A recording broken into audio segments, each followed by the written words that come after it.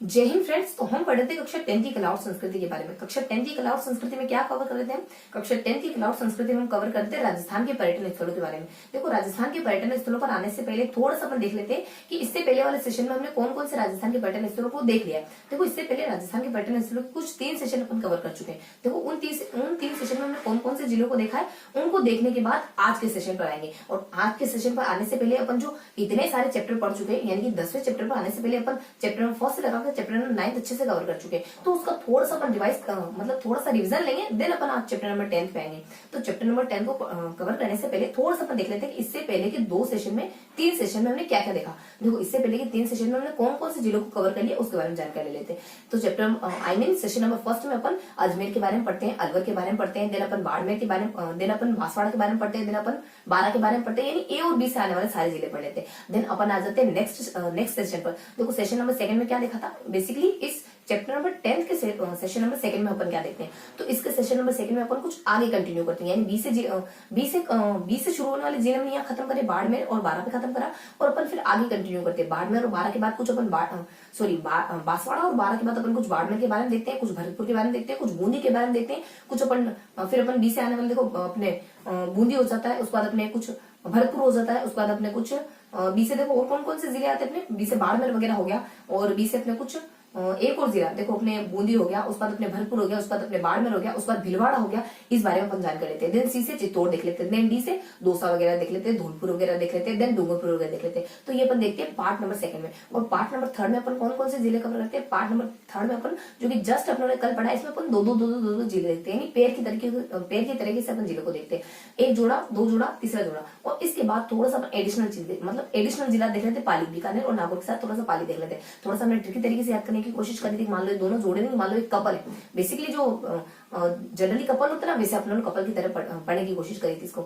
मान लो एक कपल तो अपना है कोटा करोली, एक कपल अपना है जोधा और शेखा, मतलब जोधपुर और शेखावटी, एक कपल अपना है नागौर और बीकानेर का, और इनका मान लो एक बेबी भी अपने पाली से बिलोंग करने वाला है ना। तो इस तरीके से थोड़ा सा ट्रिकी तरीके से याद करने की कोशिश करी थी हमने। और आज कौन कौन से जिले देखने वाले अपन, आज देखने वाले कुछ 6 जिले। देखो, 8 से शुरू होने वाले अपन राजसमंद देखने वाले, एस से शुरू होने वाले दो जिले देखने वाले, एक तो अपन रणथंभौर के बारे, एक तो अपन सवाई माधोपुर के बारे में देखने वाले, एक और अपन सिरोही के बारे में देखने वाले, देन कुछ अदर जिलों के बारे में देखने वाले, कुछ 3 जिले देखने वाले। कौन कौन से 3 जिले, टोंक यानी टोंक के बारे में देखने वाले, देन अपन देखने वाले उदयपुर के बारे में, देन अपन देखने वाले बीच में हनुमानगढ़ जिले के बारे में। इस तरीके से अपन मोटा मोटी आज 6 जिले कवर करेंगे। सबसे पहले अपन राजसमंद को, देन अपन ऐसे शुरू वाले 2 जिले सिरोही के बारे में देखने वाले, और सवाई माधोपुर के बारे में, सिरोही के बारे में देखने वाले, देन अपन कुछ 3 जिले, टोंक आ जाएगा, उदयपुर आएगा, बीच में अपना हनुमानगढ़ आ जाएगा। इस तरीके से आज अपन पढ़ने वाले। देखो, तो आज का सेशन शुरू करने से पहले मैं थोड़ा सा रिवाइज कर लेती हूँ, मतलब रिवाइज करवा देती हूँ कि चैप्टर नंबर 1 से लगाकर चैप्टर नंबर 9 पे हमने क्या क्या देखा। देखो, थोड़ा सा ओवरऑल आइडिया लेंगे कि हमने चैप्टर नंबर 1 से जो चैप्टर नंबर 9 तक आने के दरमियान कौन कौन सी चीजें पढ़ी, ताकि आपकी और मेरे माइंड में थोड़ा स्पष्ट क्लियर हो जाएगा, हाँ इतनी चीजें हम पढ़ चुके हैं।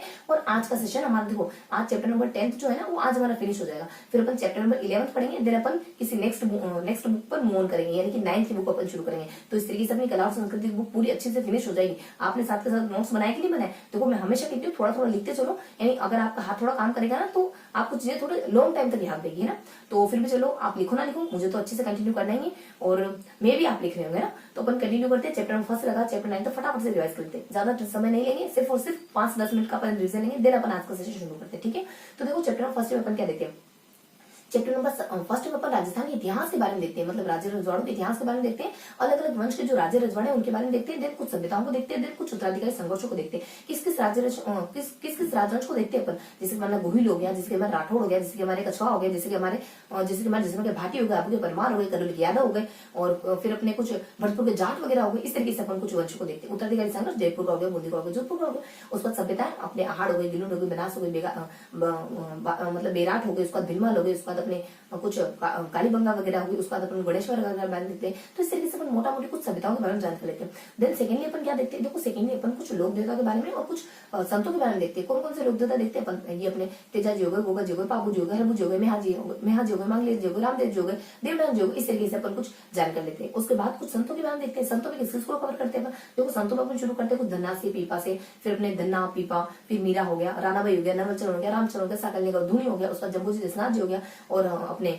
लालदास जी, हरिदास जी हो गए। इस तरीके से अपन कुछ संतों के बारे में जानकारी लेते हैं। देन अपन चैप्टर नंबर 3 पे आ जाते हैं। चैप्टर नंबर 3 में कुछ अपन त्योहारों के बारे में देखते हैं, कुछ अपन त्योहार के बाद कुछ मेले और उत्सवों के बारे में देखते हैं। देखो त्योहारों में अपन हिंदुओं, मुस्लिम, सिख हो गए, उसके बाद हिंदू मुस्लिम सिख के नहीं, हिंदू मुस्लिमों के और जैनों के और ईसाइयों के त्योहारों को देखते हैं। हिंदू में अपन कुछ अक्षय तृतीया के बारे में देखते हैं, गणगौर के बारे में देखते हैं, तीज के बारे में देखते हैं, होली के बारे में देखते हैं। उसके बाद अपन आ जाते हैं मेले त्योहारों, मेले में पुष्कर के मेले के बारे में, जेड़ माता के मेले में, खाटू श्याम के मेले में, भरतेरी के मेले के बारे में, डिगी कल्याणपुर के मेले के बारे में, महावीर के मेले के बारे में, कड़ी माता के मेले के बारे में, शीतला माता के मेले के बारे में, उसके बाद कुछ जेड़ माता के मेले के बारे में, खाटू श्याम के मेले के बारे में। उसके बाद कुछ अपन कुछ उर्स वगैरह भी देखते हैं, गलियाकोट का उर्स देखते हैं अपन, ख्वाजा जमुनुद्दीन चिश्ती का उर्स देखते हैं, इसके साथ साथ गणेश्वर का मेला भी देखते हैं। इस तरीके से अपन बहुत से मेलों को कवर करते हैं।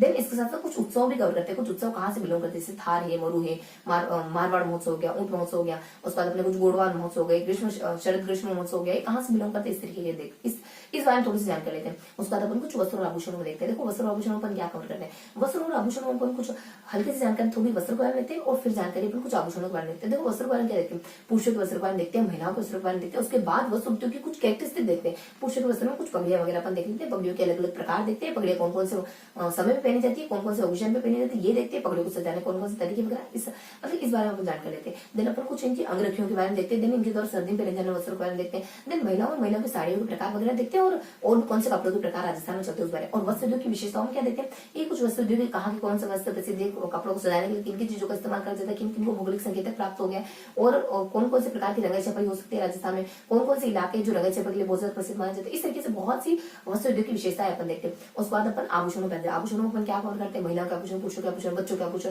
इन तीनों ही कैटेगरी के आभूषणों को अपन क्लियर करते हैं। इसके साथ साथ राजस्थान के कोई स्थान विशेष या कोई जिले विशेष हो गए जो किसी आभूषण विशेष को लेकर बहुत ज्यादा प्रसिद्ध है, उसके बारे में जानकारी लेते हैं। 5वां चैप्टर अपना कुछ चित्रकला और लोक कला से जुड़ा होता है। चित्रकला में क्या देखते हैं, राजस्थान की चित्रकला को बेसिकली 4 पार्ट्स में डिवाइड किया जाता है, मेवाड़ है, मारवाड़ है, ढूंढा है, हाड़ौती। तो इनकी सबकी शैलियां हैं, उपशैलियां हैं, उसका ठिकाने, इस बारे में अपन अच्छे से जानकारी लेते हैं। इसकी इंटरनली पार्ट को भी अपन अच्छे से पढ़ते हैं, थोड़ी सी अदर जानकारी लेते हैं, मतलब राजस्थान की चित्रकला में थोड़ी सी बेसिक से इन्फॉर्मेशन लेते हैं। इसका उद्भव कब होता है, कहाँ से होता है वगैरह, चेल चित्र वगैरह कहाँ से मिलते हैं, इस पर किताब लिखने का काम किसने करा, सबसे पहले वर्गीकरण करने का काम किसने करा, इस तरीके से अपन थोड़ा मोटा मोटी जानकारी लेते हैं। उसके बाद ये तो पोर्शन हो गया अपने चित्रकला। उसके बाद लोक कला के बारे में क्या देखते हैं, देखो बेसिकली अपन लोक कला में जो सामान्य से लोक कलाएं पाई जाती है ना, जैसे अपने फड़ हो गया, उसका कावड़ हो गया, उसका मांडना हो गया, उसका बाने हो गया, उसका संजा हो गया, उसका द्वील हो गया, उसके बाद मान लो अपने कठपुतली वगैरह हो गया, और उसके बाद अपने मेहंदी हो गया, उसके बाद अपने गोडना हो गया, अटेरना हो गया, मतलब मेहंदी अपने सोजोतर पाली की बहुत ज्यादा प्रसिद्ध मानी जाती है ना। तो इस तरीके से अपन कुछ लोक कलाओं के बारे में जानकारी लेते हैं। इनके बारे में बहुत ज्यादा डेप्थ से जानकारी गिवन नहीं, सिर्फ और सिर्फ हल्की हल्की सी मायने से जानकारी लेते हैं कि लोक कला बेसिकली मतलब कि है क्या है, बेसिकली ये लोक कला क्या है और कहाँ से कोरिलेट करती है, कोई स्थान विशेष से कोरिलेट करती है, तो उसके बारे में अपन देखते हैं, जैसे कठपुतली वगैरह हो गया।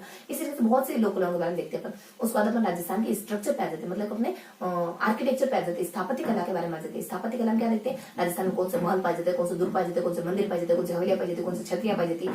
देन अपन और भी देखते हैं जैन स्थापत्य में कौन से टाके है, कौन से बांध है, कौन सी बावड़िया वगैरह हो गए, कौन से कुएं वगैरह हो गए, कौन टाकों के लिए कौन सा जिला प्रसिद्ध है। इस तरीके से अपन राजस्थान में आर्किटेक्चर की दृष्टि से जो भी प्रसिद्ध चीजें पाई जाती है, जिस भी जिले में पाई जाती है, उसके बारे में जानकारी लेते हैं। देन अपन आ जाते हैं नेक्स्ट संगीत के बारे में पढ़ते हैं। देखो राजस्थान के संगीत के बारे में क्या पढ़ते हैं, जनसामान्य के संगीत पढ़ते हैं। देन अपन व्यवसाय जातियों के संगीत पढ़ते हैं, क्षेत्रीय आधार पर संगीत पढ़ते हैं। जनसामान्य के संगीत में सिर्फ और सिर्फ इतना ही नहीं देखते कि ये जनसामान्य के संगीत है, नहीं, इतना मतलब कि इसको थोड़ा सा डिटेल से पढ़ते हैं, यानी कि ये अपने शादी वगैरह पर कौन सा संगीत गाते हैं, उसका त्योहार वगैरह में कौन सा संगीत गाते हैं, कोई उत्सव, कोई अपने ऋतु विशेष आ गए तो कौन सा संगीत गाएंगे। उसके बाद कुछ बच्चे कुछ अदर संगीत हो गए, और कोई मतलब शादी का तो हमने बता दिया। उसको कोई त्योहार वगैरह, मेले वगैरह, आई मीन त्योहार वगैरह, कोई ऋतु वगैरह, उसके बाद कोई लोक देवी देवताओं को लेकर कौन सा संगीत गाते हैं, और कुछ बच्चे कुछ अदर संगीत। इस तरीके से अलग अलग ओकेशन पे कौन से लोकगीत गाए जाते हैं जनसामान्य के द्वारा। इस तरीके से अपन जान करते हैं। व्यवसायिक में क्या देखते हैं, कौन कौन सी व्यवसायिक जातियां हैं जो किसी मतलब कि कोई ना कोई मतलब किसी न किसी लोकगीत से जुड़ी हुई है, तो इन व्यवसायिक जातियों के बारे में देखते हैं जो किसी न किसी लोकगीत से जुड़ी, और इनके द्वारा गाए जाने वाले बहुत से लोकगीतों के बारे में देखते हैं। उसके बाद कोई इसमें से एक आधा पिकअप करते हैं, एक मतलब कि 2 से 3 लोकगीत अपन पिकअप करते हैं व्यवसायिक लोकगीतों में, उसका थोड़ी सी डिटेल लेते हैं। तो इस तरीके से यहाँ पर देखते हैं। उसके बाद अपन क्षेत्रीय आधार पर क्या देखते हैं कि राजस्थान को 3 क्षेत्रीय आधारों पर बांटा और उनमें गाए जाने वाले अलग अलग गीतों को देखा। वो क्षेत्र पहले तो ये देखते हैं कि वो क्षेत्र किस किस जिले को कवर करते हैं, ये देखते हैं। उसके बाद इनमें पाए जाने वाले कौन कौन से लोकगीत है उनके बारे में देखते हैं, और यहाँ पाए जाने वाले लोकगीत की क्या क्या कैरेक्टरिस्टिक हो सकती है उस बारे में जानकारी लेते हैं। उसके बाद थोड़ा सा अपन अदर इन्फॉर्मेशन लेते हैं जो भी इस चैप्टर में थोड़ी सी बच जाती है, इक्का दुक्का पॉइंट जो कि किसी से कोरिलेट नहीं करते, उसको अपन थोड़ा सा लास्ट में समग्र रूप से देख लेते हैं, है ना। कुछ अपने मुश्किल से 2-3 पॉइंट ही होते हैं, जैसे गांधी जी क्या कहते हैं, उसके बाद अपने मेवाड़ में क्या कहते हैं, राजस्थान में सबसे ज्यादा गीत कौन से गाते हैं, उसके बाद कौन से गाते हैं, इस तरीके से देखते हैं। उसके बाद अपन आ जाते हैं राजस्थान के नृत्यों पर, राजस्थान के नाट्यों पर। देखो राजस्थान में कौन कौन से नृत्य होते हैं, राजस्थान में कौन कौन से नाट्य होते हैं। देखो बेसिकली अपन कुछ भारतीय नृत्यों को पढ़ते हैं, गिदड़े, कच्ची गुड़ी, चंग है। उसके बाद अपने कुछ मारवाड़ में किया जाने वाला डांडिया नृत्य हो गया, बम हो गया, उसके बाद अपने ढोल वगैरह हो गया, उसके बाद घूमर हो गया, गरबा हो गया, उसके बाद तिरतली हो गया, वालर वगैरह हो गया, उसके बाद अपने नृत्य हो गया, उसके बाद अपने कुछ घुड़ला नृत्य हो गया, इस तरीके से अलग अलग नृत्य के बारे में जानकारी लेते हैं। उसके बाद कुछ अपन जानकारी ले लेते हैं और नाट्य के बारे में। देखो नाट्य में बहुत सारी लगभग अपने 6 से 7 प्रकार की नाट्य कलाएं पाई जाती है राजस्थान में। ख्याल हो जाता है, फिर अपने गौरी हो जाता है, रमत हो जाता है, टेर चार भेद वगैरह हो जाता है जो टोक में पाया जाता है, नौटंकी वगैरह हो जाती है, उसके बाद अपने तमाशे वगैरह हो जाते हैं, तमाशे के साथ साथ कुछ अपने तमाशे के साथ साथ स्वांग वगैरह हो जाते हैं। इस तरीके से अपन बहुत से अलग अलग नाट्य के बारे में देखते हैं। और नाट्य में देखो जो अपन ख्याल की बात ख्याल का जिक्र करें ना तो इंटरनली भी डिवाइडेड है। ख्याल अपन राजस्थान में कुछ 6-7 प्रकार की ख्यालें पाई जाती। कुछ अमली ख्याल हो गया, शिखवटी की ख्याल हो गया, उसके बाद अपने गुड़जन खाना है, गुड़जन खाना के द्वारा गुड़जन खाना के लोगों के द्वारा की जाने वाले अपने जयपुर की ख्याल हो गई, उसका तुरकलिंगी ख्याल, हेला ख्याल, कन्हैया ख्याल है। इस तरीके से अपन ख्यालों को इंटरनली डिवाइड करके भी पढ़ते हैं। तो इस तरीके से हमने देखा कुछ नृत्यों के बारे में और कुछ नाट्यों के बारे में। तो इस तरीके से अपन 8th चैप्टर भी कवर करते हैं। और 9th चैप्टर किससे जुड़ा हमारा देखो 9th चैप्टर जुड़ा राजस्थान के कुछ राजस्थानी साहित्य से, यानी राजस्थानी भाषा से और राजस्थानी साहित्य से जुड़ा। तो इसको अपन सिर्फ और सिर्फ 2 सेशन में अच्छे से कवर कर लेते हैं। फर्स्ट सेशन में अपन देख लेते हैं राजस्थानी भाषा के बारे में, राजस्थानी बोलियों के बारे में, और राजस्थानी साहित्य के बारे में, और राजस्थानी साहित्य को लिखी जाने वाली शैलियों के बारे में।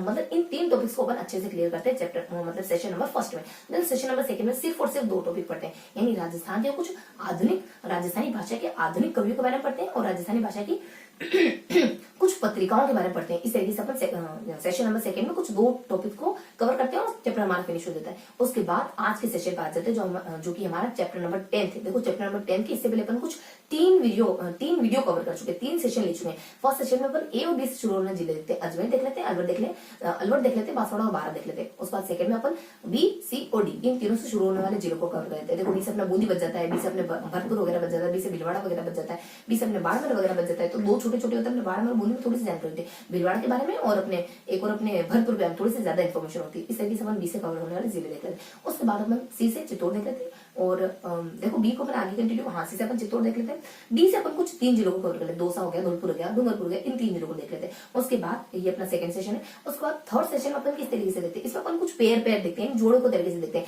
एक जोड़ा हमारा सबसे पहले कोटा करौली का जोड़ा था, दूसरा जोड़ा हमारे शेखा और जोधा का था, मतलब अकबर और जोधा का नहीं, शेखा और जोधा का, शेखा और जोधपुर के बारे में देखते हैं। क्योंकि उससे क्या होता है कि अगर आप बुक देखोगे ना तो आपके माइंड में छवि बन जाएगी, क्योंकि मैं उसी सीक्वेंस से पढ़ा रही हूँ, ना इधर का उधर करनी हूँ ना उधर का इधर करनी हूँ, एग्जैक्ट उसी तरीके से पढ़ा रही हूँ ना, ताकि मेरे माइंड में भी स्पष्ट छवि बने, हाँ ये बुक में यहाँ लिखा हुआ। उसके बाद नेक्स्ट अपन देख लेते हैं कुछ एक और पेयर कौन सा बचा, एक और जोड़ा बचा था हमारा नागौर बीकानेर का। मान लो ये दोनों कपल है, उसके बाद मान लो इनका बच्चा भी ये तो पाली, तो थोड़ा सा अपन ना पेयर के तरीके से देखते हैं। आज किस तरीके से देखने वाले, आज अपन देखने वाले RS, उसके बाद टोको उदयपुर को कि वो अपने इस तरीके से जिद ना करे, मतलब मान लो अकबर करेंगे उदयपुर को टोको समझाओ इस तरीके से जिद ना करे, हमारे दिन तक स्वीकार कर ले। इस तरीके से कुछ थोड़ा सा ट्रिकी फॉर्मेट में देखेंगे तो चीजें थोड़ी ज्यादा समय तक याद रहेगी ना। वैसे चीजें इसे भी याद रह जानी, लेकिन थोड़ा सा मेहनत मशक्कत ज्यादा लगेगी। तो अपन सहूलियत करें ना याद करने में, तो आपको मुझे बहुत आसानी होगी चीजों को याद करने में। देखो तो अपन क्या देखते हैं, सबसे पहले अपन कुछ 2 जिलों के बारे में RS के बारे में देखते हैं, उसके बाद अपन टोको उदयपुर और बीच में हनुमानगढ़ के बारे में देखते हैं। इस तरीके से अपन पढ़ने वाले आज अपन। तो अपन राजसमंद जिले के बारे में देखने वाले, उसके बाद अपन सवाईमाधोपुर के बारे में देखने वाले, उसके बाद अपन सिरोही के बारे में देखने वाले, हो गया अपने RS। उसके बाद फिर अपन देखने वाले टोको उदयपुर बीच में हनुमानगढ़ के बारे में। तो ये था हमारा अब तक का थोड़ा सा बेसिक सा इंट्रोडक्शन। आई होप आपके माइंड में थोड़ी सी अच्छी सी इमेज सी बन गई होगी कि अब तक हमने क्या क्या कवर करा है ना। तो बिना देरी किए फटाफट से अपन आज का सेशन शुरू करते हैं। तो आज के सेशन में अपन क्या देखने वाले हैं, देखो आज के सेशन में अपन देखने वाले कुछ कितने जिलों के बारे में देखने वाले हैं, आज कुछ अपन 6 जिलों को कवर करने हैं। उन जिलों में कोई ज्यादा इन्फॉर्मेशन नहीं है, सिर्फ और सिर्फ इतना बताना है कि ये चीज यहाँ पाई जाती है, और कोई इक्का दुक्का जानकारी होगी तो उसके बारे में थोड़ी सी बेसिक से उसके बारे में थोड़ी सी जानकारी लेना, बेसिक सा इंट्रोडक्शन लेना उसके बारे में। तो कुछ किन किन चीजों को देखने वाले आज अपन कुछ 6 डिस्ट्रिक्ट को अच्छे से कवर करने वाले हैं। फर्स्ट सेकंड देखो अपन कुछ 6 डिस्ट्रिक्ट को कवर करना है। तो कौन कौन से जिले हैं अपने, देखो फर्स्टली अपन देखने वाले हैं रणथंभौर को, राजसमंद को। फिर अपन देखने वाले हैं सवाईमाधोपुर को। देन अपन देखने वाले हैं सिरोही को। देन देखने वाले अपन टोंक को। देन देखने वाले अपन हनुमानगढ़ को। देन देखने वाले अपन उदयपुर को। सिरोही के बारे में कोई जानकारी नहीं आएगी, रणथंभौर में सिर्फ और सिर्फ अपने सवाईमाधोपुर में सिर्फ और सिर्फ रणथंभौर का किला आएगा। उसके बाद अपने राजसमंद में हल्की सी कोई 2-3 चीजें पाई जाती है, उसके बारे में देखेंगे। टॉप में भी कुछ 2-3 चीजें हैं, उसके बारे में देखेंगे। हनुमानगढ़ में कुछ 2 चीजें पाई जाती है, उसके बाद अपने उदयपुर में लगभग कुछ 5 चीजें पाई जाती है, उसके बारे में देखेंगे। तो बहुत ज्यादा लंबा सेशन नहीं होगा और बहुत ज्यादा लेंथी भी नहीं होगा, मतलब बिल्कुल बेसिक सा इंट्रोडक्शन है। आप मे भी इससे पहले भी आप इन जिलों के बारे में हल्की हल्की जानकारी तो रखते ही होंगे ना। तो फटाफट से अपन राजसमंद से शुरू करते हैं। तो क्या देखने वाले अपन राजसमंद के बारे में, कोई ज्यादा जानकारी नहीं है, पर बिल्कुल माइनर से जानकारी। फर्स्ट जिला अपन देख रहे हैं राजसमंद। देखो राजसमंद में क्या पाया जाता है, सबसे पहले अपने कुंभलगढ़,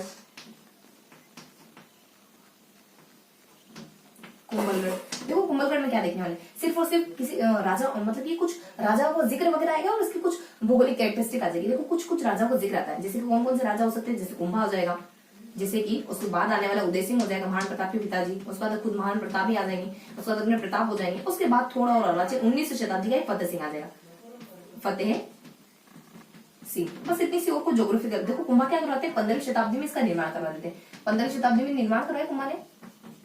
उसके बाद उदय सिंह यहाँ पनाह लेते हैं, जब विक्रमादित्य के द्वारा अपने बनवीर के द्वारा विक्रमादित्य को मार दिया गया था ना, तब ही उदय सिंह इसी कुंभलगढ़ के किले में पनाह लेते हैं। उसके बाद अपने प्रताप क्या करते हैं, प्रताप का जन्म यही होता है, प्रताप का जन्म नहीं होता है। 19वीं शताब्दी में फतेह सिंह क्या करते थे, इसका नवीनीकरण करवा देते हैं, नवीनीकरण। बस इतनी सी इन्फॉर्मेशन होती है। थोड़ी सी अपन ज्योग्राफिकली इसके बारे में थोड़ी सी ज्योग्राफिकल जानकारी ले तो क्या हो सकती है। देखो कुंभलगढ़ के बारे में ज्योग्राफिकल जानकारी ये होती है कि ये ना 36 किलोमीटर परकोटे की दीवार से घिरा, 36 किलोमीटर परकोटा बना हुआ है, परकोटा बना हुआ है, और ये कुछ 84 किलोमीटर की दूरी पर। अगर लिखना चाहे तो मतलब बताना चाहे या जानना चाहे तो लिख सकते हैं, 84 किलोमीटर की दूरी पर बना हुआ है अपने राजसमंद से। बस इतनी सी जानकारी थी अपने कुंभलगढ़ के बारे में। देखो बेसिकली कुंभलगढ़ बहुत ज्यादा महत्व है, चित्तौड़ के बाद दूसरा सबसे महत्वपूर्ण किला माना जाता है अपने राजसमंद का, मतलब कि अपने कुछ मेवाड़ प्रदेश का। उसके बाद अपन नेक्स्ट क्या देख लेते हैं, इसमें एक झील आ जाएगी अपनी, फतेह सागर झील आ जाएगी यहाँ पे। तो यहाँ अपने राजसमंद झील, सॉरी फतेह नहीं, राजसमंद झील, राजसमंद झील। देखो इसमें क्या जानकारी होती है, राजसमंद झील में देखो थोड़ी यूनिक सी जानकारी होती है, सारी जानकारी इसकी संख्याओं से, इसके आंकड़ों से जुड़ी हुई है। देखो यहाँ आ जाएगा सबसे पहले अपना आंकड़ा 2 आ जाएगा, फिर इससे थोड़ा सा बड़ा 22 आ जाएगा, फिर इससे थोड़ा सा बड़ा 2000 आ जाएगा, उससे थोड़ा बड़ा 2 लाख आ जाएगा, 2 लाख आ जाएगा। देखो इनके बारे में क्या क्या इन्फॉर्मेशन होती है, इनके बारे में इतना बताते हैं द्वितीय विश्व युद्ध में इसको है ना इंपीरियल एवरेज के द्वारा इस्तेमाल किया गया था। अब किस तरीके से इस्तेमाल किया गया था इतनी क्लियर कट जानकारी तो मेरे को भी नहीं है, लेकिन द्वितीय विश्व युद्ध में इसका इस्तेमाल किया गया था, राजसमंद झील का इस्तेमाल इंपीरियल एवरेज के द्वारा कुछ समुद्री मार्गों के आधार पर इसका इस्तेमाल किया जाता है। मेरे को एग्जैक्ट लाइन तो पता है, लेकिन एग्जैक्ट मैं समझ नहीं पाई हूँ कि क्या कहना चाह रहा है। तो मैं बस इतना समझ पाई हूँ कि द्वितीय विश्व युद्ध में इसका इस्तेमाल किया गया था किसी तरीके से, मतलब हेल्पफुल रही होगी। उसके बाद अपने 22, देखो 22 सिर्फ और सिर्फ 22 नहीं है, 22 आ जाता है। उसके बाद थोड़ी सी जानकारी अपने 22 है, 22 और इसके साथ साथ 22 से थोड़ा बड़ा 30, इसके बाद अपने 524 ये होता है। तो इसकी ये क्या है बेसिकली, इसकी लंबाई चौड़ाई और जलग्रहण एरिया हो गया, तो इसकी परिधि वगैरह हो जाती है, और ये बस ये इसका कुछ गहराई वगैरह हो जाती है, और उसके ये कुछ जलग्रहण एरिया वगैरह हो जाता है। तो ये कुछ इसकी मतलब लंबाई चौड़ाई ऊंचाई हो जाती है ना। तो फर्स्टली अपने कुछ परिधि वगैरह हो जाती है, फिर अपने कुछ गहराई वगैरह हो जाती है, फिर अपने जलग्रहण एरिया, कैचमेंट एरिया, मतलब कैचमेंट एरिया हो जाता है। उसके बाद अपने 2000 क्या होता है, देखो 2000 में ये सूख गई थी, 2000 में सूख गई थी, 2000 में सूख गई थी झील। देखो इतनी बड़ी झील होने के बावजूद भी 2000 में जो सूखा पड़ा था अकाल के दरमियान, तो ये सूख गई थी। उसको 2 लाख के, देखो ये सबसे पुराना राहत कार्य माना जाता है। इसको बनाने में 2 लाख नहीं 4 लाख रुपए लगे थे, 2 लाख नहीं 4 लाख। देखो संख्या अपन बढ़ते क्रम में लिखा है उन्होंने, तो ये सबसे पुराना राहत कार्य, सबसे पुरानी राहतकारी झील मानी जाती है, सबसे पुराना राहतकारी, सबसे पुराना राहत कार्य। इसको बनाने में उसमें 4 लाख रुपए लगते थे। तो ये इन्फॉर्मेशन हो जाती है राजसमंद झील के बारे में। उसके बाद एक और चीज पाई जाती है अपने कुंभलगढ़ में, वो एक और चीज क्या है, वही सिंपल सी हल्दी घाटी। इसमें कोई जानकारी नहीं है, हल्दी घाटी कोई जानकारी नहीं, सिर्फ और सिर्फ बलीचा दर्रा के बारे में बता रखा। तीसरी इन्फॉर्मेशन बलीचा जो कि अपने महान प्रताप के घोड़े चेतक का समाधि स्थल है। तो बलीचा दर्रा बना हुआ है यहाँ पे, बलीचा दर्रा, बलीचा में समाधि स्थल, सॉरी बलीचा दर्रा नहीं, बलीचा में समाधि स्थल, बलीचा में समाधि स्थल है चेतक का, महान प्रताप के घोड़े चेतक का बलीचा में समाधि स्थल बना। बस इतनी सी इन्फॉर्मेशन आती है, कुछ 40 किलोमीटर की दूरी पर बना हुआ। तो ये तो अपन लिखने की कोई जरूरत है नहीं, लेकिन फिर भी थोड़ा सा जानना चाहो तो 40 किलोमीटर की दूरी पर। तो ये हमने राजसमंद जिले के बारे में। देखो कुंभलगढ़ सबसे महत्वपूर्ण है, उसके बाद थोड़ा सा इससे लेस इंपॉर्टेंट अपनी राजसमंद झील आती है। उसके बाद हल्की सी जानकारी अपने हल्दी घाटी के बारे में। देखो क्या होता है कुंभलगढ़ के बारे में, अपने 4 तो राजाओं का जिक्र हो जाता है, कुंभा हो जाती है, उसके बाद समय काल में। देखो समय काल में अपन इसको जान सकते हैं ना अच्छे से, कुंभा हो जाते हैं, उदय हो जाता है, प्रताप हो जाता है, उसके बाद सबसे नवीन अपने प्रताप हो जाते हैं, उनको थोड़ी सी इसकी अपनी ज्योग्राफिकल विशेषता बताई जाती है। तो कुंभा 15 शताब्दी निर्माण करते हैं, उदय सिंह यहाँ बना लेते हैं, जब विक्रमादित्य के द्वारा बनवीर के द्वारा विक्रमादित्य को मार दिया गया था। प्रताप का जन्म यही होता है, फतेह सिंह इसका नवीनीकरण होता है। ठीक है, उसके बाद नेक्स्ट बता देते, देखो समय काल के आधार पर देख सकते हैं। और नेक्स्ट बता देते इसकी ज्योग्राफिकली थोड़ी सी विशेषता, तो 36 किलोमीटर परकोटे की मोटी दीवार बनी, इसी वजह से इसको है ना कुछ एट्रक्स्टन का वास्तु, और अबुल फजल कहते हैं इसको देखने से पगड़ी वगैरह गिर जाएगी। यहाँ पे कुछ झुमका वगैरह पाए जाते हैं, मतलब कि अपने जाली बावड़ी हो गई, राजकुमार की छतरी वगैरह हो जाती है, और फिर अपने कुछ कुंभ शाम का मंदिर वगैरह हो जाता है, यहाँ पे कुंभ स्वामी का मंदिर वगैरह हो जाता है। और फिर इसके लिए देखो मंडप इसके वास्तुकार माने जाते हैं। और कुछ ये अपने सादड़ी गांव में बना हुआ है, जो कि अपने मेवाड़ और गुजरात और राजस्थान की सीमाओं पर पड़ता है। और ये अपने ना जो अपने मेवाड़ का राजवंश होता है ना उसकी शहर के रूप में जाना जाता है। तो ये सारी जानकारी तो हमने देखो स्थापत्य के बारे में जब पढ़ा था ना तब अच्छे से ले रही थी। तो यहाँ जितना गिवन है उतना ही पढ़ने वाले अपन। तो यहाँ अपने राजसमंद झील के बारे में क्या इन्फॉर्मेशन है, 2000 22,000 2000 थे। ये हल्की हल्की जानकारी बस पता होनी चाहिए। बहुत मैंने कहा ना कि बहुत ज्यादा डेप्थ वाला सेशन नहीं है आज का, बहुत माइनर सी जानकारी, बहुत सतही जानकारी, बस थोड़ा सा सुनते चलो, समझते चलो, अपने आप चीजें याद हो जाएंगी। तो अपने राजसमंद झील के बारे में क्या देखना है, 2000 22,000 2000 2 लाख आ जाता है। लेकिन छोड़ना कुछ नहीं है ना, इस वजह से सब पढ़ रहे हैं। देखो दो तो कुछ द्वितीय विश्व से इस्तेमाल होता है। 22 है, 30 है और 524 है। ये इसकी परिधि वगैरह है, ये इसकी गहराई वगैरह है, ये इसका कैचमेंट एरिया, जल ग्रहण क्षेत्र। मतलब कि 2000 में सूखी पड़ गई थी, मतलब सूख गई थी 2000 के दरमियान जब अकाल वगैरह पड़ा था। कुछ 4 लाख रुपए लग गए थे। सबसे पुराना अकाल राहत कार्य माना जाता है राजसमंद झील। मतलब अकाल राहत कार्य में सबसे पहले इसी को खुदवाया गया था। 4 लाख रुपए के दरमियान, मतलब 4 लाख के राउंड पैसे लगे थे। हल्दी घाटी में बलीचा में अपने महान प्रताप के घोड़े चेतक का दरबार बना। ठीक है, तो ये इन्फॉर्मेशन थे अपने कुंभलगढ़ के बारे में। अब क्या देखने वाले पर, देखो अब अपन जानकारी लेने वाले नेक्स्ट जिले के बारे में। नेक्स्ट जिला क्या देखने वाले अपन, अब हल्की सी जानकारी अपने सवाईमाधोपुर के बारे में। अगला जिला अपना सवाईमाधोपुर। देखो क्या इन्फॉर्मेशन लेंगे अपन सवाईमाधोपुर में, सवाईमाधोपुर सिर्फ और सिर्फ एक चीज देखेंगे, रणथंभौर किला, रणथंभौर किला। देखो इसमें क्या जानकारी है, इसमें भी उसी तरीके से देखने वाले राजाओं को जिक्र करने वाले हैं और इसकी कोई ज्योग्राफिकल कंडीशन आ जाएगी, ज्योग्राफिकल कैरेक्टरिस्टिक आ जाएगी, उस बारे में जानकारी देने वाले। देखो क्या देखने वाले रणथंभौर किले के बारे में। तो रणथंभौर किले में कुछ कुछ राजाओं का जिक्र होगा। सबसे पहले इसको बसाने वाला रणथंभन देव चौहान, इसको उजाड़ने वाला अलाउद्दीन खिलजी,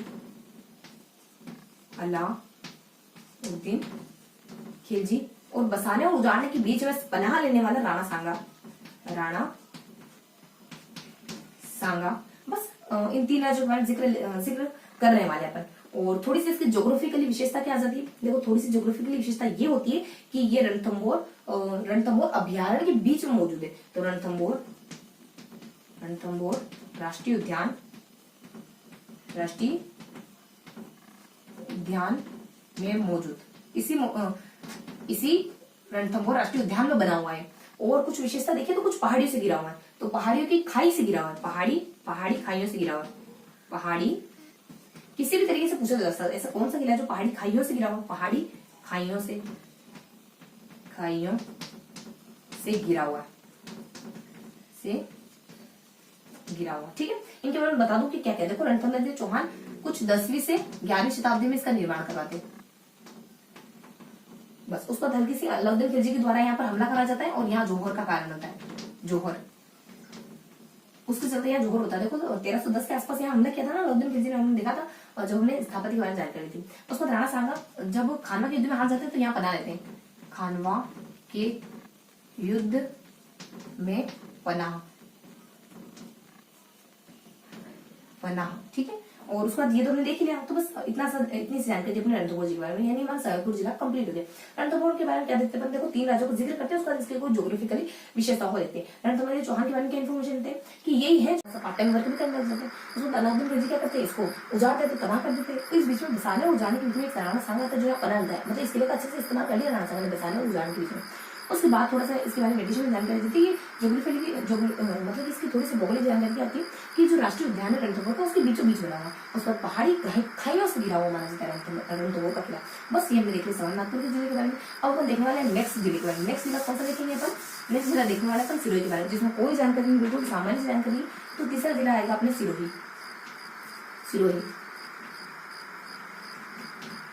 देखो सिरोही के बारे में क्या देखने वाले, सिरोही के बारे में थोड़ा अपन प्राकृतिक चीजें पाई थी, उसके बारे में देखने वाले। एक अपन जैन कम्युनिटी से बिलोंग करने वाले चीज के बारे में देखने वाले, मतलब कि कोई स्थान के बारे में देखने वाले, वो है देखने वाले। देखो 2 तो अपनी प्राकृतिक चीजें पाई जाती है यहाँ पे, बहुत ज्यादा प्रसिद्ध है। एक तो गुरु शिखर आ जाता है, दूसरा अपने नक्की जिला जाएगी। देखो गुरु शिखर पे, दूसरा अपने यहाँ जो मान लो, तीसरा अपने नक्की जिला जाएगी, नक्की जिला जाएगी। बीच में अपने आ जाएगा कुछ देलवाड़ा जो जैन कम्युनिटी से बिलोंग करता है, ठीक है। तो गुरु शिखर के बारे में इन्फॉर्मेशन सब जानते हैं। 1722 किलोमीटर की ऊंचाई मानी जाती है। दत्तात्रेय का मंदिर है यहाँ पर, दत्तात्रेय का मंदिर है जो अपने अनुसुईया और अत्रेय का पुत्र माना जाता है। ऐसा माना जाता है शिव है, विष्णु है, नारायण है, इन्होंने आशीर्वाद दिया था अत्रेय और अनुसुईया को, तब जाकर उनका बेटा हुआ था दत्तात्रेय। और थोड़ी सी देखो धर्म से जुड़ी बात आ जाती है कि वैष्णव समुदाय की आस्था का केंद्र है वैष्णव संप्रदाय। बस इतनी सी इन्फॉर्मेशन होती है अपने गुरु शिखर के बारे में।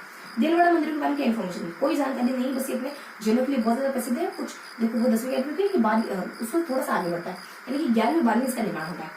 देलवाड़ा मंदिर में देखो 10 बोर्ड था, 12 बोर्ड आ गया, मान लो देव, ठीक है। तो देलवाड़ा मंदिर अपने जैनों के लिए प्रसिद्ध है। जैनों का प्रमुख तीर्थ स्थल है, उनकी यात्रा अधूरी मानी जाती है, यहाँ की यात्रा नहीं करते। प्रमुख तीर्थ स्थल और अपने 12वीं मतलब की 11वीं 12वीं इसका निर्माण हुआ था। बस इतनी सी जानकारी। उसको नतीजे के बारे में कुछ हल्की सी 2 विशेषताएं होती है नतीजे की। क्या क्या विशेषता होती है? एक तो सबसे पहली विशेषता तो यही हो जाती है कि मानव निर्मित पहली कृत्रिम झील मानी जाती है इस लंबाई चौड़ाई के साथ। कौन सी? 80 फीट तो गहरी ही है, उस पर कुछ 1 बटा यानी 1 से 4 कुछ अपने 1/4 इसकी परिधि मानी जाती है। और थोड़ा सा बता दें कि इस लंबाई चौड़ाई के साथ मानव निर्मित पहली कृत्रिम झील, मानव निर्मित प्रथम मतलब भारत की प्रथम कृत्रिम झील। और क्या इन्फॉर्मेशन हो सकती है? सेकेंडली थोड़ी सी इन्फॉर्मेशन होती है 1948 में गांधी जी की अस्थियां प्रवाहित करते, तब से गांधी घाट बन गया है। गांधी घाट 1948 में गांधी की अस्थियां प्रवाहित करी थी और उसके बाद यहाँ पे 1948 में गांधी घाट का निर्माण हुआ। बस इतनी सी इन्फॉर्मेशन थी अपने सिरोही जिले के बारे में। तो मैंने कहा कुछ भी जानकारी नहीं इसमें। गुरु शिखर आ जाएगा, उसके बाद अपने गुरु शिखर, उसका नतीजे, उसके बाद एक कम्युनिटी से बिलोंग करना, जैन कम्युनिटी से बिलोंग करना देगा। गुरु शिखर भाई जानते हैं दत्तात्रेय का मंदिर बना हुआ, ये थोड़ा सा अपने धार्मिक चीजें, थोड़ा सा अपने धर्म से जुड़ी, ये थोड़ा सा इसके ज्योग्राफी से जुड़ी। देखो दत्तात्रेय मंदिर बना हुआ यहाँ पर। और फिर बताते हैं वैष्णव संप्रदाय की आस्था का केंद्र विषय देवगढ़ अपने जैन कम्युनिटी से बिलोंग करने वाला प्रमुख तीर्थ स्थल माना जाता है और 11वीं और 12वीं शताब्दी में इसका निर्माण माना जाता है। देवगढ़ पर नतीजे के बारे में बता देते हैं। 80 अपने गहराई आ जाती है, कुछ 1/4 इसकी परिधि मानी जाती है। इस लंबाई चौड़ाई या इस गहराई के साथ ये फर्स्ट मानव निर्मित पहली कृत्रिम झील मानी जाती है। उसके बाद 1948 के आसपास गांधी जी की अस्थियां प्रकट करती है। उसके बाद यहाँ पर गांधी घाट का निर्माण हो गया। बस इतनी सी इन्फॉर्मेशन थी अपने सिरोही जिले के बारे में। आप कौन सा जिला देखने वाले? बेसिकली आज हमको 6 जिलों को देखने वाला है, जिसमें से हम 3 तो पढ़ चुके हैं, उसके बाद बाकी बचे हुए 3 देखने। तो सबसे पहले अपना आ जाता है टोंक जिला। देखो टोंक में क्या देखने वाले हैं? टोंक में कुछ 3 चीजें पाई जाती है। 2 तो अपने कुछ इमारतें हैं, मतलब 2 स्ट्रक्चरल चीजें कुछ स्थापत्य से जुड़ी हुई, और एक अपने कुछ बांध वगैरह आ जाएगा। यानी मान लो कि 2 गाँव के बीच में एक पीने का सोर्स है। तो यहाँ जगह सबसे पहले अपन बांध के बारे में देखेंगे। बिसलपुर बांध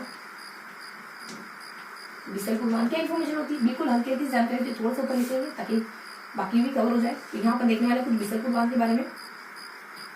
बिसलपुर बांध के बारे में क्या इन्फॉर्मेशन देखेंगे? तो हल्की जानकारी 1999 थोड़ा सा बना लिखती हूँ 1999।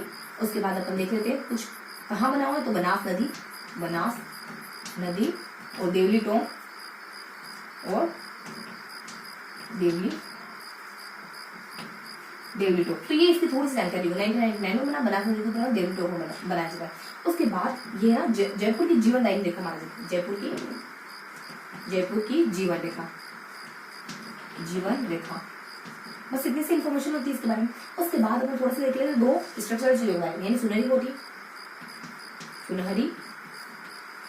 कोठी क्या देखते हैं इसके बारे में? तो उसके बारे में कोई जानकारी नहीं देखते हैं, बस इतना से देखते हैं। कुछ एक समय काल आता है जब भारत सरकार ने इसको ऐतिहासिक स्मारक के रूप में घोषित कर दिया और गोल्डन मेंशन के नाम से जानी जाती है। थोड़ा सा उपनाम देख लेते हैं। गोल्डन मेंशन 19वीं शताब्दी का गोल्डन मेंशन। और देखो भारत सरकार ने ऐतिहासिक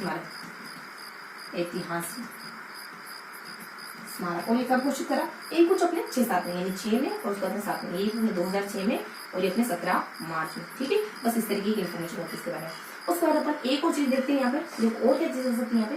कुछ अपने सबसे पुराना जो अपने कुछ किसका अपने डिग्गी कल्याण जी का मंदिर पाया जाता है।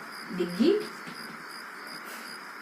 कल्याण जी मंदिर, इनसे तो अपन पहले भी वाकिफ है। इनका मेले के बारे में देखा था ना, इनका मेला कब लगता है? श्रावण की अमावस्या को इनका मेला लगता है। श्रावण यानी हरा भरा, उसकी भी अमावस को लगता है। हरा भरा बर्दाश्त नहीं होता, उसकी काली रात हो जाता है। चीजों को याद रखना है। डिग्गी कल्याण जी के बारे में क्या बताते हैं? ये जो कुछ 5600 सालों पहले बना हुआ सबसे मतलब प्राचीनतम मंदिरों में से एक माना जाता है। ये कंपेरेटिव डिग्री। उसको थोड़ा सा क्या बताते हैं? कुछ 56 और 16 60 आता है। 16 और 60 देखो 16 स्तंभों पर टिका हुआ मंदिर है। 16 स्तंभों पर और 60 किलोमीटर की दूरी को बना हुआ है। बस इतनी सी इन्फॉर्मेशन। बेसिकली डिग्गी कल्याण जी को विष्णु का अवतार माना जाता है। बस ये हमारा टोंक जिला हो गया। बिसलपुर एक तो अपने कुछ 2 अपने स्ट्रक्चरल चीजें आ जाती है, स्थापत्य की चीजें, सोनारी कोठी वगैरह हो गई, डिग्गी कल्याण जी हो गया। उसके बाद एक जल का स्रोत आ जाता है। देखो इस जल के स्रोत क्या देखते हैं? 1999 बनास, ये अपना डिग्गी कल्याण, ठीक है। हाँ, अपने 1999 जो है उसको बनास नदी देवली टोंक यहाँ पे बना हुआ बेसिकली। उसको जयपुर की जीवन रेखा के नाम से इसको जाना जाता है, टोंक को, है ना, टोंक के बिसलपुर बांध को। उसके बाद अपने सुनहरी कोठी पालन क्या देखते हैं? गोल्डन मेंशन इसको कहते हैं। 19वीं शताब्दी का गोल्डन मेंशन है। उसके बाद थोड़ी सी इन्फॉर्मेशन लेते हैं इसके बारे में कि ऐतिहासिक स्मारक भारत सरकार ने कब घोषित करा। ये अपने कुछ 6-7 में कर दिया था, 6 और 7 में कर दिया था। तो इस अपने मार्च वगैरह आ जाता है। उसके बाद अपने डिग्गी कल्याण जी 5600 सालों पहले बना प्राचीनतम मंदिरों में से एक मंदिर माना जाता है। उसके बाद कुछ 16 और 60 देता है, तो 16 के स्तंभ पाए जाते हैं इस मंदिर में। उसके बाद कुछ 60 किलोमीटर की दूरी में बना हुआ है मंदिर। बस इतनी सी इन्फॉर्मेशन थी अपने टोंक जिले के बारे में। अब कौन सा जिला देखने वाले अपन, अब हमने क्या कहा था टोको उदयपुर को, और बीच में देखा था हनुमानगढ़। तो उदयपुर थोड़ा सा दूर आएगा, बीच में अपने हनुमान आएगा, तो हनुमानगढ़ जिले बारे देखना। तो 5th जिला कौन सा है अपने, हनुमानगढ़ जिला। देखो 5th जिला कौन सा है अपने, हनुमानगढ़ जिला, हनुमानगढ़। तो हनुमानगढ़ के बारे में क्या देखना है, सिर्फ और सिर्फ दो चीजें, बिल्कुल माइनर से दो चीजें पाई जाती है। तो हिंदुमल कोट सीमा पाई जाती है, और एक थोड़ा सा बुढ़ा जोड़ का दरगाह पैदा, मतलब दरगाह में जाने के लिए गुरुद्वारा से, तो गुरुद्वारा में जाने के लिए किसी को कोई पाबंदी या बॉर्डर नहीं होती, किसी को कोई बंदिश नहीं होती, कोई भी आ सकता है और कोई भी जा सकता है अपनी इच्छा मर्जी के अनुसार। तो पहला क्या मिलता है, यहाँ पे कुछ गुरुद्वारा है और कोई सीमा नहीं होती, कोई बॉर्डर नहीं होती उसको क्रॉस करने की, मतलब उसके अंदर प्रवेश करने की। तो इस तरीके से थोड़ा ध्यान रखेंगे।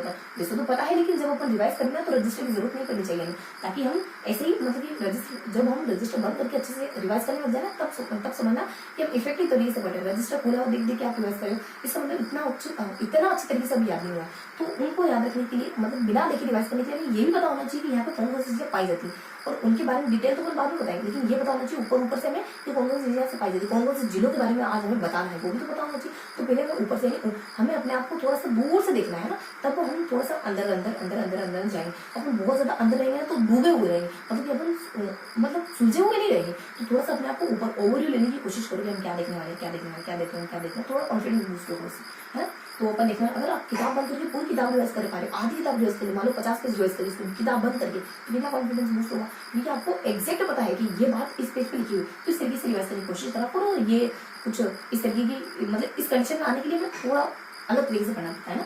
ये भी पता होना चाहिए कि कहाँ पर क्या लिखा हुआ है, इस तरीके से। तो लोकेशन अगर ध्यान होगी ना चीजें, आप भूलोगे नहीं। आपको अगर मैं कहूँ हनुमानगढ़, तो आपके दिमाग में कोई व्यू नहीं बन रहा, लेकिन मेरे दिमाग में व्यू बन रहा है कि हाँ ये यहाँ पर लिखा हुआ है। आप सब मुझे सुन रहे हो, अगर ध्यान से देखोगे तो आपका ब्लैकबोर्ड का व्यू आपके माइंड में बनेगा, लेकिन मेरे माइंड में क्लियर कट व्यू है, यहाँ क्यों आता है, फिर उदयपुर आता है, और बीच में अपना हनुमानगढ़ जिले के बारे में जानकारी। तो मैं हमेशा ऐसे ध्यान करूँ बीच में, तो मुझे वो चीज वही को रिलेटेड याद रहेगी, ठीक है। तो इस तरीके से कुछ टेक्निक्स होते हैं छोटी छोटी, जिससे अपना माइंड में चीजों को जल्दी ग्रास्प कर लेता है। तो अपन हनुमानगढ़ के बारे में देख लेते हैं। देखो हनुमानगढ़ के बारे में क्या चीज है, इसीलिए तो मतलब हमने बुक वगैरह पढ़ते हैं, बीच में बुकमार्क में लगाया जाता है। बुकमार्क से क्या होता है कि आप फटाफट से उस बुकमार्क पे चाहते हैं और वहां से पढ़ना शुरू कर देते हैं। अगर बुकमार्क नहीं होता तो ढूंढते रह जाओगे कहाँ पढ़ते।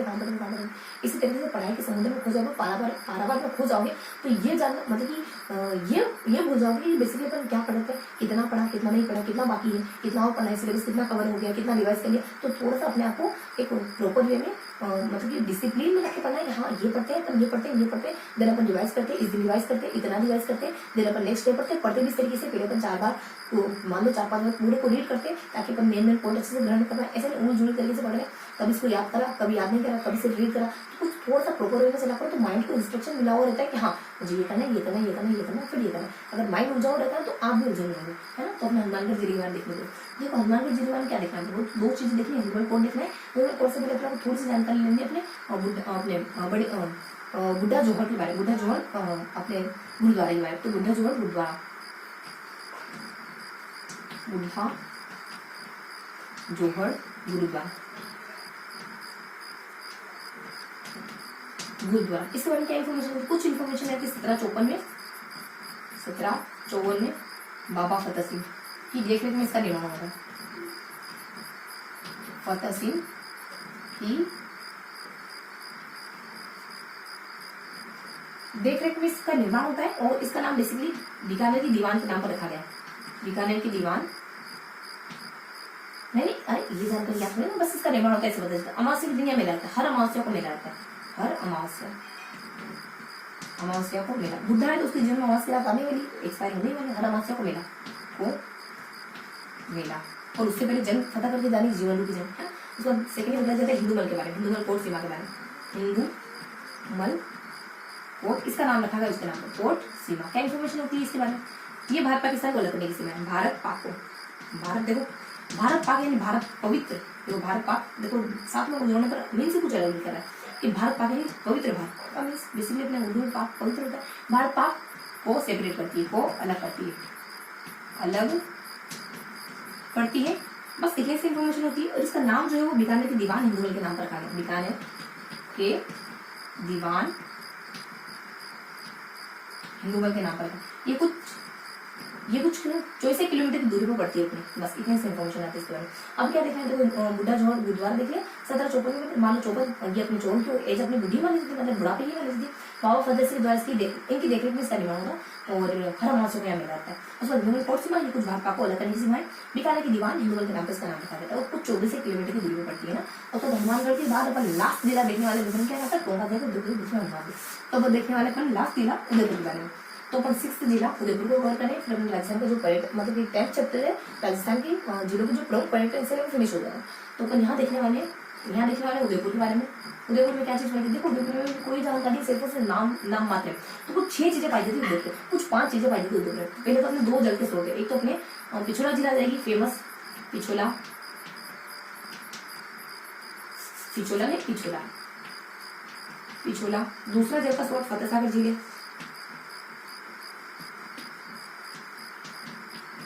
जिले, इसके बाद कुछ 3 जानकारी रहेंगी जो किसी व्यक्ति, मान लो किसी व्यक्ति विशेष को रिलेट करती है। जो 2 महिलाएं हैं और एक अपना पूरा मंडल है, मान लो कि 2 से 3 महिलाएं होती है ना, तो पूरी मंडली बन जाती है। और यहाँ देख लेंगे अपन, देखो पहले देख लेंगे अपन सासबू के मंदिर के बारे में, अपने सहेली की बावड़ी के बारे में।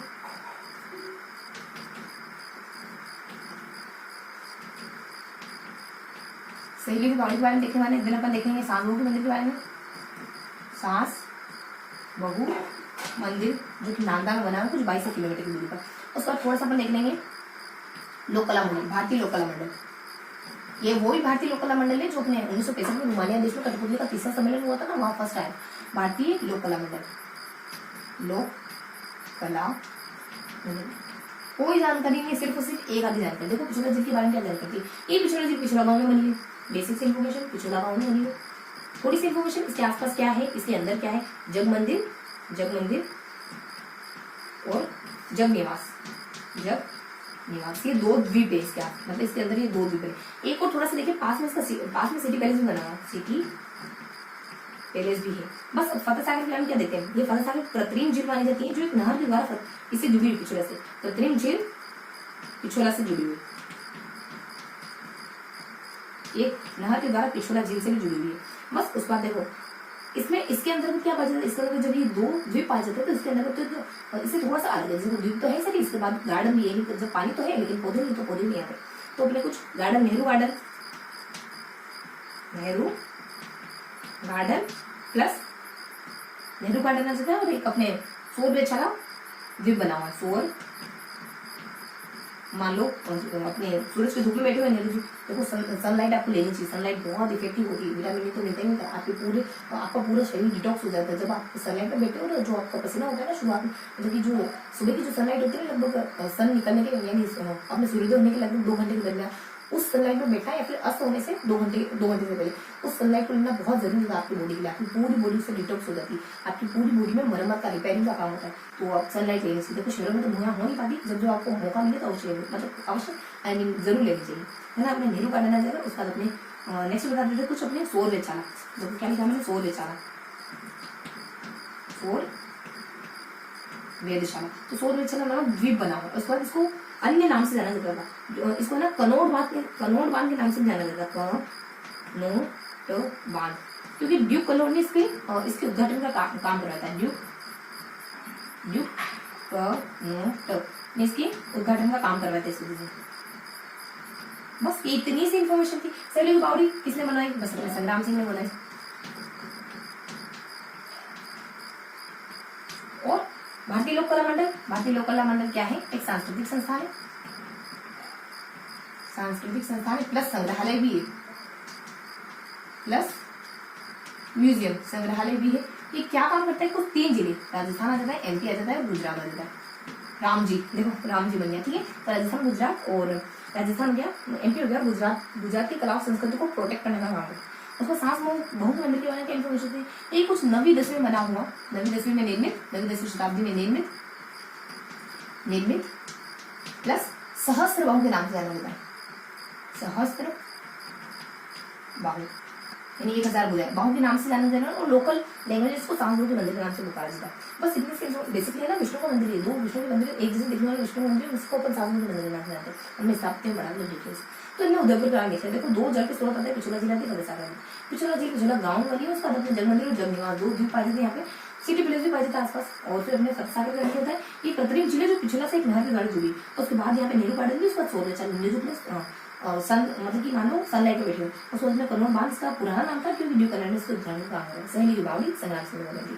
उसका थोड़ा सा यहाँ मिला अपने साथ लोगों का मंदिर 10वीं 11वीं शताब्दी। देखो महिला जनरली मतलब कि लड़कियां जनरली 9वीं 10वीं तक ही पढ़ पाती है, फिर उनको है ना मतलब कि घर के कामों की वजह से परिवार वाले आगे भेजते हैं इसको, इस तरीके से ध्यान रखो।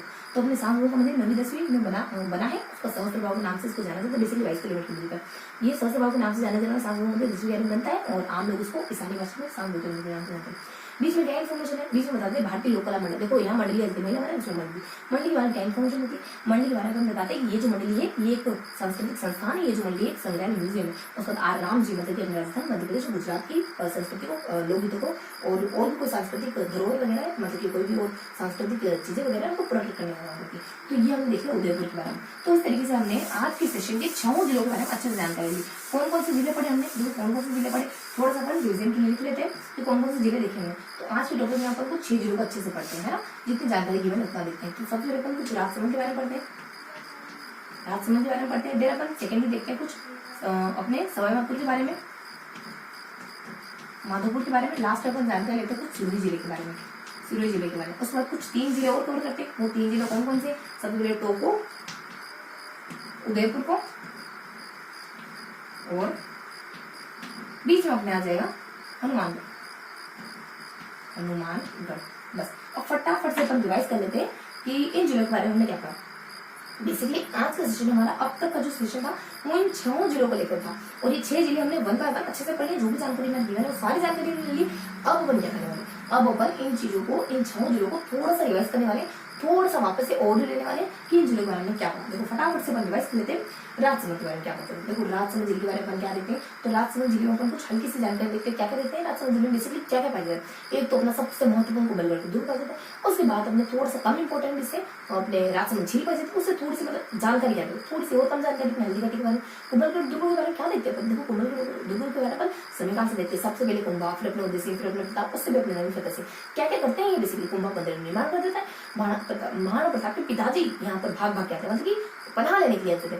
और प्रताप का यहाँ जन्म होता है। उसके बाद फतेह सिंह क्या करता है, इसका नवीनीकरण करता है। थोड़ी सी ज्योग्राफिकल कंडीशन क्या देखते हैं, ज्योग्राफिकल जानकारी लास्ट में देखते थे कि 36 किलोमीटर परकोटी की दीवार बनी हुई है यहाँ पर। और थोड़ा सा अपन देखें तो कुछ 84 किलोमीटर की दूरी पर ये जानकारी देखिए पूरी की पूरी रणथंभौर के बारे में, रणथंभौर सॉरी कुंभलगढ़ के बारे में। उसके बाद अपन देखते हैं अपन कुछ राजसमंद झील के बारे में। इसमें क्या देते हैं, 2 आ जाता है, फिर अपने 22 आ जाता है, फिर अपने 2000 आ जाता है, उसके बाद अपने 4 लाख आ जाता है। ब्रिटिश युग में इस्तेमाल करा गया था।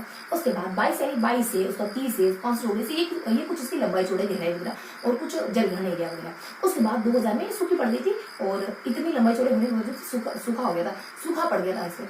उसके बाद नेक्स्ट में बता देते कुछ 4 लाख, यानी कि सबसे पुराना राहत का भी यही माना जाता है।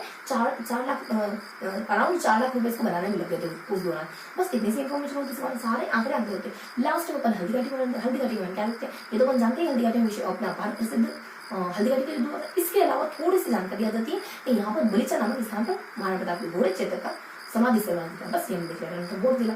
उसके बाद अपन नेक्स्ट आ जाते हैं अपन सवाई माधोपुर जिले। इसमें कोई इन्फॉर्मेशन नहीं, सिर्फ और सिर्फ कुंभलगढ़ जिला, इसमें कोई इन्फॉर्मेशन नहीं, सिर्फ और सिर्फ अपन रणथंभौर के बारे में देखते हैं। इसमें भी अपन राजाओं का जिक्र करते हैं, किन राजाओं का जिक्र करते हैं, बसाने वाले का, उजाड़ने वाले का, इस दरमियान लाभ लेने वाले का। बसाने वाला रणथंभौर देव चौहान 8वीं 10वीं शताब्दी में बसाते, उजाड़ने वाला अलाउद्दीन खिलजी 1310 में आकर जौहर यहाँ पर आक्रमण करता है, परिणाम स्वरूप जौहर हो जाता है। बीच में राणा सांगा बसाने और उजाड़ने के बीच में राणा सांगा यहाँ पनाह लेता है। राणा सांगा इसका इस्तेमाल कर लेता है अच्छे से बीच में, तो पनाह लेता है राणा सांगा खाना के युद्ध में जब घायल हो जाता है। उसके बाद थोड़ी सी ज्योग्राफिकल कंडीशन कि जो अपना रणथंभौर राष्ट्रीय उद्यान है उसके दरमियान उसके बीचों बीच में बना हुआ है, कुछ पहाड़ी खाइयों से गिरा हुआ माना जाता है। उसके बाद देखो सिरे में कोई जानकारी नहीं, थोड़ा सा प्राकृतिक जो छटाएं मतलब कि प्राकृतिक जो चीजें पाई जाती है, 2 प्राकृतिक गुरु शिखर वगैरह होता है न कि जेल वगैरह। इस दरमियान थोड़ा सा कम्युनिटी बिलोंग करने वाली चीज रहती है। जैन कम्युनिटी का देलवाड़ा बहुत प्रसिद्ध है।